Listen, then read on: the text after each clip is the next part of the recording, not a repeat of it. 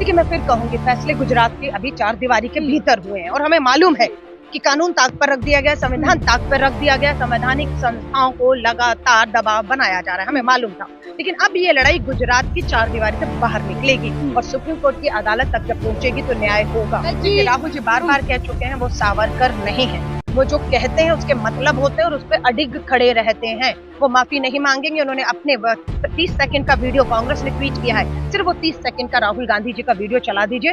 राहुल गांधी क्या है, उनकी सोच क्या है। अब मुझे सावरकर नहीं मंजूर, मुझे गोडसे नहीं मंजूर। अगर मैंने ऐसा बोल दिया कि मुझे मंजूर नहीं तो मैंने अपराध कर दिया, मुझे फांसी पे चढ़ा देंगे आप। नहीं मंजूर मुझे सावरकर, नहीं मंजूर मुझे गोडसे। ये गांधी का देश है, पटेल का देश है, भगत सिंह का देश है और ये देश एक होकर यूं ही आगे बढ़ेगा, चाहे हिंदू हो, मुस्लिम हो, सिख हो, ईसाई हो। अगर ये मेरा बयान अपराध है, जो हमें पता था वही आया है, क्योंकि लड़ाई गुजरात में चल रही है। अब इस लड़ाई को गुजरात से बाहर लाया जा रहा है, सुप्रीम कोर्ट ले जाया जाएगा। स्वाभाविक है गुजरात से लड़ाई बाहर आती हमारी जीत होगी।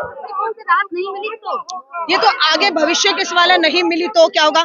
तीस्ता को रात को उसकी बेल रिजेक्ट करके हाई कोर्ट ने सरेंडर करने को कहा।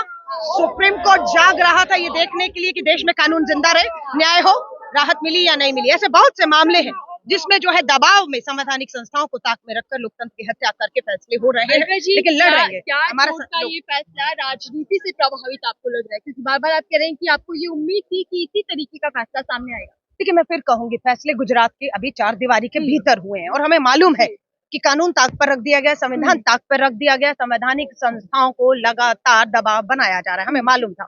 लेकिन अब ये लड़ाई गुजरात की चार दीवारी से बाहर निकलेगी और सुप्रीम कोर्ट की अदालत तक जब पहुंचेगी तो न्याय होगा, न्याय होगा। जीत राहुल गांधी की ही होगी। छत्तीसगढ़ में मोदी जी गए हैं तो उन्होंने कहा है कि मैं करप्शन से लड़ रहा हूँ और जनता जानती है करप्शन कांग्रेस पार्टी में है। उन्होंने प्रधानमंत्री जी छत्तीसगढ़ क्यों गए? क्योंकि चुनाव है वहां पर। प्रधानमंत्री जी मणिपुर क्यों नहीं गए? क्योंकि वहां चुनाव नहीं है, लेकिन मणिपुर 60 दिन से जल रहा है। जिस राहुल गांधी जी की संसद सदस्यता ले ली वो किसी संवैधानिक पद पर नहीं है, वो मणिपुर जाते हैं, राहत कैंपों में जाते हैं, जख्मों को देखते हैं, मलहम लगाते हैं और वहां की गवर्नर को मिलकर सच्चाई बताते हैं। भाजपा बौखला गई है कि जहां प्रधानमंत्री जी को होना चाहिए तो उनकी प्राथमिकताओं पर छत्तीसगढ़, मध्य प्रदेश, राजस्थान चुनावी राज्य नहीं, मणिपुर होना चाहिए था। देश की बढ़ती महंगाई, बेरोजगारी, गिरता रुपया होना चाहिए था, उस पर वो मौन है। अलका जी, राहुल गांधी अभी भी कह रहे हैं डरूंगा नहीं, चाहे पूरे जीवन के लिए मेरी सदस्यता को आप रद्द कर। बिल्कुल, लेकिन किस तरीके से चुनौती देंगे? एक तरफ भाजपा जो पीएम मोदी ही चेहरा काफी है, दूसरी तरफ आपके लिए मुश्किलें। यही सवाल हिमाचल में पूछा गया, चुनौती कैसे देंगे? डबल इंजन की सरकार को हराना मुश्किल है, हारी या नहीं, जनता ने हराया। कर्नाटका आ जाइए, डबल इंजन की सरकार, प्रधानमंत्री जी सारे काम छोड़कर वहां पर प्रचार प्रसार कर रहे थे। उसी समय मणिपुर भी जल रहा था, सेम समय पर। क्या नतीजा हुआ? औंधे मुंह आकर भाजपा कर्नाटका में गिरती है। अब मध्य प्रदेश, राजस्थान, छत्तीसगढ़, आपका पूरा तेलंगाना और आपके मिजोरम में चुनाव है। 5 महीने में 5 राज्यों में जनता इन्हें सबक सिखाएगी, क्योंकि जनता चाहती है। स्मृति ईरानी ने कहा तो सेंसिटिव मुद्दों पर राजनीति नहीं करनी चाहिए। राहुल गांधी राजनीति करने गए। सेंसिटिव मुद्दों पर राजनीति नहीं करनी चाहिए, उसे नजरअंदाज कर देना चाहिए, है ना, जो प्रधानमंत्री जी ने किया हुआ है। आग जल रही है, लोग मारे जा रहे हैं, शांति की अपील नहीं करेंगे, वहां नहीं जाएंगे, राजनीति उन राज्यों में जाएंगे जहां चुनाव है ना। सेंसिटिव होना चाहिए, मुद्दा सेंसिटिव है। मणिपुर में लोग मारे जा रहे हैं, हिंसा हो रही है, घर जलाए जा रहे हैं, वहां पर लोगों को मलहम की जरूरत है। तो हमारे पास वो नेता है जिसमें संवेदनाएं हैं, जो दर्द को समझता है। लेकिन अलका जी, बीजेपी यहाँ पर भी चुटकी ले रही है, बेचारा पॉलिटिक्स करेगी कांग्रेस। अब इस तरीके के बयान बीजेपी नेता दे रही है। शर्म आती है। वो ये भाजपा है जो 9 साल से सत्ता में बैठी हुई है, जिसकी जवाबदेही अब देश के प्रति है कि आपके 10 साल पूरे होने जा रहे हैं। बेरोजगारी, महंगाई, अराजकता, हर तरीके से चीन हो, आपके फ्रांसिस्को हमारे जो हमारा ऑफिस है, हमारे उसके विदेश में, उसके ऊपर हमला खालिस्तान करता है। मणिपुर जलता है। प्रधानमंत्री जी मौन रहते हैं, खामोश रहते हैं, सिर्फ चुनावी प्रचार प्रसार में कर रहे हैं। कहते तो कि प्रधानमंत्री आपके भी है, मेरे भी है, पर वो प्रधानमंत्री प्रचार मंत्री बन जाते हैं जब वो चुनावी राज्यों में जाकर खाली भाजपा का प्रचार करते हैं, देश की बात नहीं करते। आप एक तरफ चुनाव है, मोदी जी 2047 तक की बात कर रहे, कह रहे हैं कि इसमें ऐसा काम करके जाओ कि 47 में कोई भी प्रधानमंत्री को तेज के काम याद करे।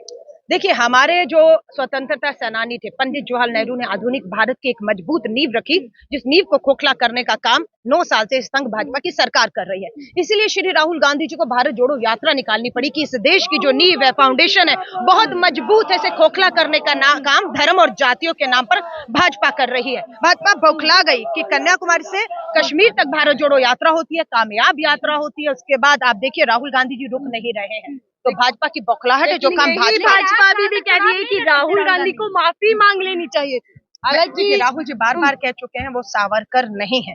वो जो कहते हैं उसके मतलब होते हैं और उस पर अडिग खड़े रहते हैं। वो माफी नहीं मांगेंगे। उन्होंने अपने 30 सेकंड का वीडियो कांग्रेस ने ट्वीट किया है, सिर्फ वो 30 सेकंड का राहुल गांधी जी का वीडियो चला दीजिए। राहुल गांधी क्या है, उनकी सोच क्या है, वो किस तरीके से कब। आप भी सावरकर की बात कर रहे हैं, कोर्ट ने भी सावरकर का ही बयान एक बताया है कि सावरकर का भी आप अपमानित कर रहे हैं, बयान दे रहे हैं।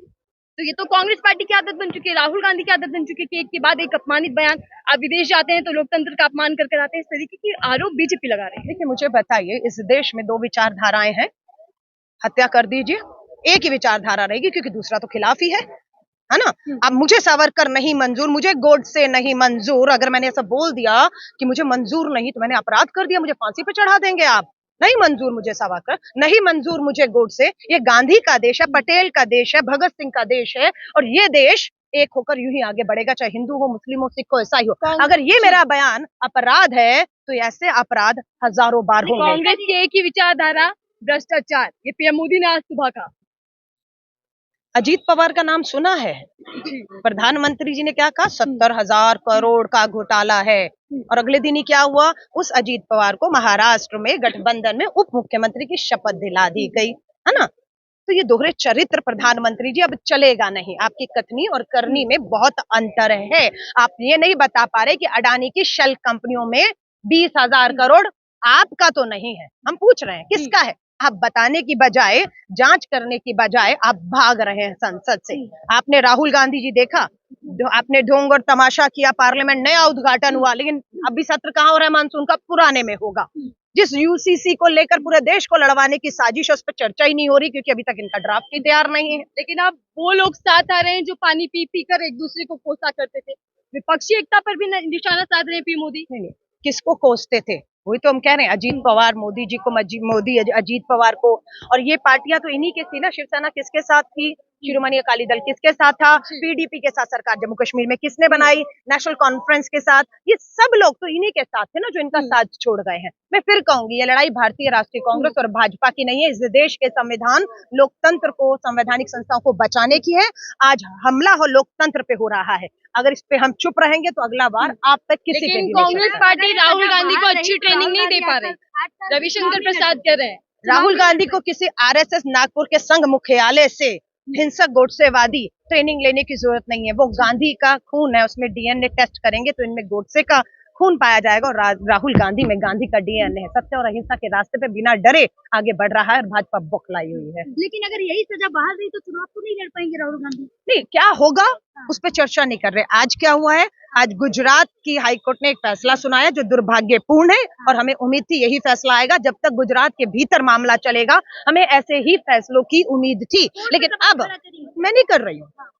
लेकिन संवैधानिक संस्थाओं पर, ईडी पर, ईडी ने अजीत पवार पे रेड की, 5 मंत्रियों पे रेड की। जेल होना था, कहाँ है? भाजपा पे। ईडी खामोश क्यों है? क्यों नहीं अरेस्ट करती अजीत पवार को? प्रधानमंत्री जी ने कहा ना 70,000 करोड़ का। तो इस बात को मान लीजिए, इस देश की संवैधानिक संस्थाएं। अच्छा, मुझे याद दिलाइए, आपको याद होगा आजादी के 75 सालों में पहली बार हुआ कि 5 मुख्य न्यायाधीशों ने मीडिया के सामने आकर प्रेस कॉन्फ्रेंस करके ये बताया कि संवैधानिक संस्थाएं खतरे में है, उस पर दबाव है। ये मैं नहीं कह रही कि हम अदालतों पे भरोसा नहीं कर रहे। हाँ, लेकिन बीजेपी कैसे गए उनके ऊपर, कैसे यौन उत्पीड़न का मामला चलाया, राफाल में क्लीन चिट ली और उसके बाद यौन उत्पीड़न का मामला वापस हो गया और उन्हें राज्यसभा से नवाजा गया। और आप कहते हैं, आप हमें कह रहे हैं हम शक कर रहे हैं। दूध की तरह चीजें पानी की तरह। फैसले को स्वागत योग्य निर्णय बता रही है। कौन स्वागत कर रही है इस फैसले का? बीजेपी सरकार। बीजेपी स्वागत कर ले, लेकिन बात यह, सच्चाई ये है कि उसे मालूम है जिस आवाज को वो खामोश करना चाह रही थी वो खामोश हुई नहीं रही है। राहुल गांधी सारे हथकंडे अपना लिए, सदस्यता ली, बंगला लिया, सुरक्षा ली, जेल भेजेंगे। आप लेकिन वो आवाज राहुल गांधी की जो लोकतंत्र के लिए, संविधान को बचाने के लिए है, संवैधानिक संस्थाओं को, वो खामोश नहीं रही। 55 घंटे याद है, साल होने वाला है, आज क्या महीना है, जुलाई है। पिछली आपको याद होगा जून में, मई और जून में राहुल गांधी जी को ईडी ने 55 घंटे बुलाया, पूछताछ की, क्या हुआ, साल होने वाला है। भारत जोड़ो यात्रा होती है, सड़कों पे राहुल गांधी निकलता है और भाजपा की ईडी की हिम्मत नहीं हो रही है, क्योंकि नेशनल हेराल्ड का केस है। नेशनल हेराल्ड कब की, 1921 की, मामला कांग्रेस के ऊपर है। कब से है कांग्रेस? 137 साल से। राहुल गांधी जी कब से राजनीति में है? कम से कम उनको भी 2 दशक से अधिक हो रहा है। हम कुछ नहीं कर पाए, 9 साल में एक भी आरोप साबित नहीं कर पाए। 9 साल पूछना चाहते हैं, कम पड़ गए 9 साल। 9 साल में अगर आपकी नीयत होती और आपके पास सबूत होते तो 9 साल में फास्ट ट्रैक में कोर्ट चलाकर आप दोषी करार देते, आप सूली पर चढ़ाते। पर आपने राहुल गांधी जी को एक झूठे मानहानि के केस में, कि नीरव मोदी को, ललित मोदी को गाली कैसे दी, चोर कैसे कहा, मोदी जी ने अपने ऊपर ले लिया। और राहुल जी की सदस्यता, जो आजादी के 75 सालों में अपने आप में एक लौता मामला है, 75 सालों में कभी नहीं हुआ कि मानहानि के दावे में किसी सांसद सदस्य की सदस्यता जाए। क्या आप इस लड़ाई को जनता के बीच जाकर लड़ने वाले हैं, या जनता के बीच राहुल गांधी या कांग्रेस पार्टी दिखने वाली है? हम दिख रहे हैं। भारत जोड़ो यात्रा में आपने हमें 5 महीने देखा, आपने हमें कर्नाटका में देखा जीतते हुए, अब आप हमें राजस्थान, मध्य प्रदेश, छत्तीसगढ़, तेलंगाना, मिजोरम में देखेंगे। 5 महीने में 5 राज्यों में ये पंजा, जो डरो मत का एक साइन है, वो इन्हें हार की तरफ ले जाएगा।